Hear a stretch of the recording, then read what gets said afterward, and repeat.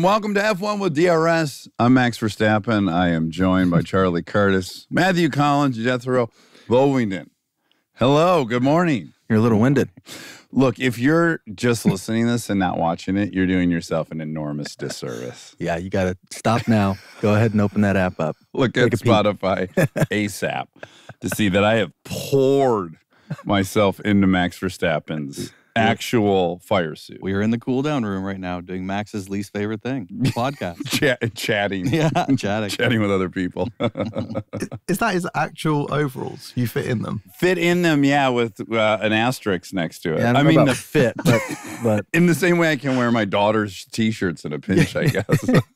I thought your voice would sound like you're just sucked in a helium balloon or something. Right. Welcome. Well, he couldn't even put on his shoes. It was so tight. He just said, screw it. If I were to bend down to try to get the shoes on, the whole backside would become exposed. But I was told from our friends over at Red Bull, they gave us a couple of really cool things for the set that we're making, which is a wing from, the wing is awesome. RB18 or something. I don't know what it's off of. A steering wheel, which is crazy to have. Coolest. And then Max's outfit. It says his name, right? Yeah, it did somewhere. Right here. It fell off in the. Oh, okay, right down here. Yeah, right in the obliques. Fell off.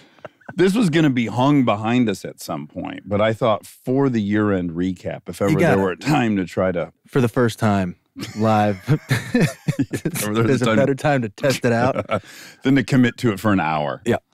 I assume you insisted on one that he'd worn and also that it hadn't been washed since he'd worn it. Seeing as you're such a Max fan, you're closer than ever than you probably thought you'd get. You're right. All those things happen. And I'm just nervous for the explosive reaction I might experience when Kristen gets a whiff of the pheromones that have transferred to me. Because those are the pheromones of a 3-time champion. That's right. Yeah. He might have peed in the suit. I'm fine with that. Absolutely fine with that. If I were to pee in the suit right now, you would see come out the neck. Come out the neck and the cuffs. Okay, so breathing's challenging in it, but I think worth it. How about this? Do I look like I could be a race car driver? Yeah, for sure. Okay, great. Looks right. Yeah, at least a mechanic. It's not like if I were to put on a Matador's outfit, you'd be like, it's the wrong look for you. No, it fits. Yeah. And I saw how snug it was, but it's hidden with the colors, the logo. It looks like it's made to be that way. Yeah, tailored specifically to me. Because I think Max is going to wear it probably a little looser, so that's probably why it kind of fits. He has to wear to be comfortable. Yes, there's no way one could drive for 90 minutes with this level of compression. In Qatar. Although, it would help with the G-forces for sure. It's like a flight suit in a way. You're not going anywhere. No, everything. All the blood's being shoved right up into the face. How was everyone's weekend? Great. Weekend was great. It was a rare weekend where I didn't see anyone. Yeah. What did you guys do? You did the thing that I'm not normally jealous of a lot of things, but U2 is my favorite band of all time. Oh, are they? Yeah. Well, because I grew up very Christian, so we weren't allowed to listen to secular music, we called it. Yeah. And the first kind of music we were introduced to was U2 because my older sister started to listen to it. Yeah. And it was the first band I listened to that was non-Christian. Why was that being overlooked? I think that because they had general positive messages. I think my parents must have listened to it and been like, this is pretty reasonable. They were Christian. Yeah. There's a great doc that Letterman made about them. Wow. It got me reinterested in them. Yeah. And one amazing part of the doc was they had been following this radical religious sect around Dublin. There was a kind of a charismatic leader they followed, and it was a branch of Christianity, but it had its own take on it.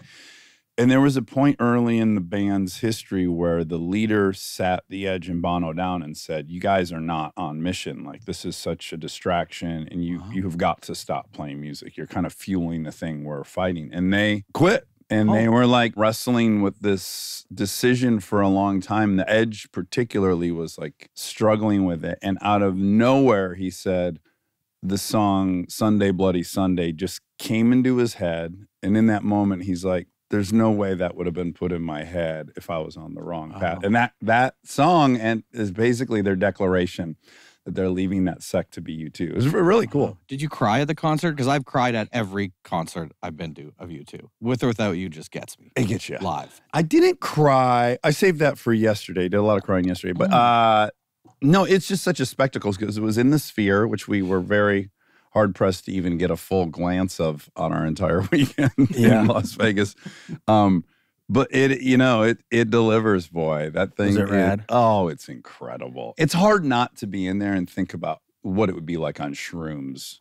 Right. Or Mandy. Right. Yeah. Well, certainly half the people were. So you're looking around seeing their experiences, I'm sure. A couple in particular, in fact, were standing up. They were like just one section over, but in our same row. And they stood on their feet making out passionately for the entire time. 2 hours. I was like, good on them for being able to resist taking their clothes off. I mean, that was a lot of foreplay, 2 hours while on ecstasy. And it didn't really escalate beyond just a passionate makeout. But they could have just listened to the album at that point. They could have stayed home. Really seeing the Sphere. Yes. Was the Sphere distracting? Like, were you watching a concert or were you watching a movie? A mix. I'll tell you what they were good at doing is they would give you a ton of spectacle. And it would be overwhelming. You're definitely looking at that. How could you not? And then they would make it really, really simple. While they're playing. And you would focus on the band for a song or two. And then so it was cool. They didn't by the way, I don't even know if 2.5 hours of it at full pitch would be sustainable for a human. It's so overwhelming. Yeah. But I will say, so we were in seats and then we had a chance to walk down to the floor for the last third of it, which I wasn't even up for. I'm like, why are we going to walk? Or, I never want to do anything.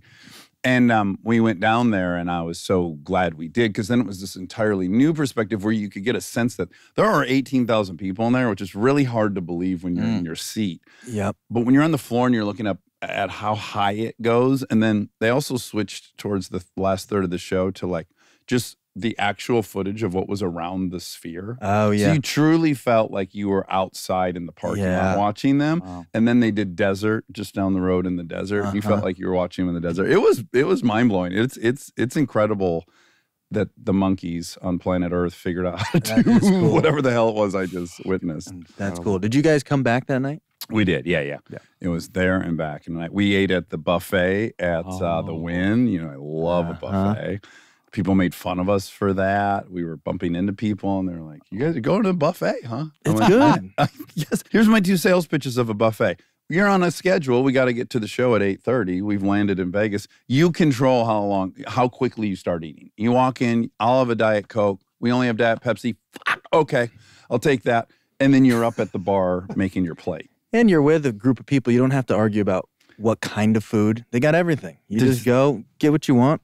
Everyone's going to be happy. Well, how about this? Also at a buffet, let's be realistic.